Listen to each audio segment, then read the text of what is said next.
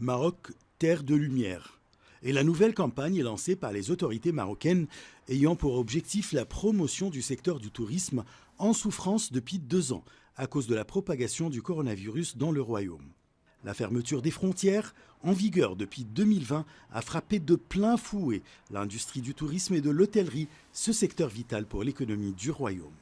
Le secteur tourisme, il a beaucoup souffert ces dernières années parce que les opérateurs de tourisme, ils ont perdu beaucoup d'emplois, ils ont perdu leur investissement elles-mêmes. Donc, même l'effort gouvernemental, il est là, mais il n'est pas suffisant pour répondre aux besoins du secteur. Mais moi, je pense que pour 2022, 2023, 2024, il y aura un effort gouvernemental dans ce sens-là pour y arriver au niveau de 2019 et pourquoi pas, on arrive à l'horizon, par exemple 2025, à l'accueil de plus de 20 millions de tourisme, ce qui était la vision du Maroc pour fin 2020.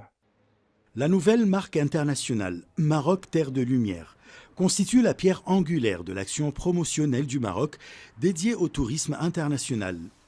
Elle vise à positionner le royaume parmi les destinations touristiques mondiales les plus convoitées. Le gouvernement déploie tous ses efforts pour la réussite de cette campagne.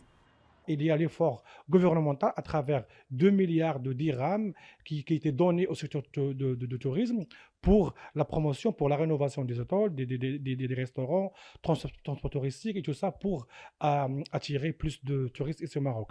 À travers la promotion de la campagne touristique ici au Maroc, à travers plusieurs éléments. Le premier élément qui est essentiel, c'est à travers l'ouverture de plusieurs liaisons aériennes nouvelles. Parce qu'aujourd'hui, par exemple, c'est pour la première fois de l'histoire du Maroc qu'on va avoir une liaison entre le Maroc et Manama, entre le Maroc et le Koweït. Je pense que d'ici fin d'année 2022, si toute chose ça sera bien passé, on va y arriver à environ de 12 millions ou 13 millions de touristes ici au Maroc, chose qui va créer des postes d'emploi, qui va faire la promotion de l'économie marocaine.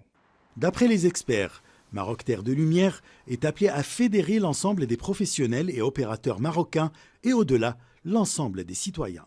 Le Maroc, la terre des lumières. La campagne lancée par Mme Fatima Zahra Amor, la ministre marocaine du Tourisme, on ne peut que l'apprécier.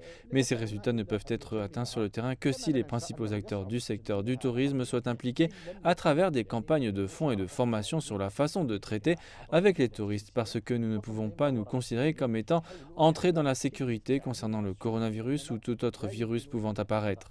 Selon l'Office national marocain du tourisme, le lancement de la nouvelle campagne Maroc Terre de Lumière se fera simultanément sur 19 marchés, incluant la France, l'Espagne, l'Allemagne, le Royaume-Uni, les États-Unis, le Moyen et Proche-Orient, Israël et l'Afrique.